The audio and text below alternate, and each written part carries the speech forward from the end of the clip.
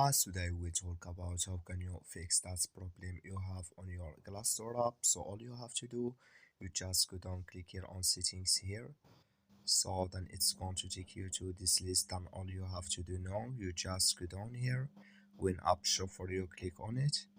So then it's going to take you to this list here. You just go down here to show for you here or looking for Glassdoor app here in this list.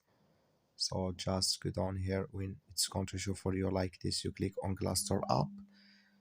So then it's going to take you to this list here. Click here on for stop. Then you click here on OK. So then you go down, you click here on storage.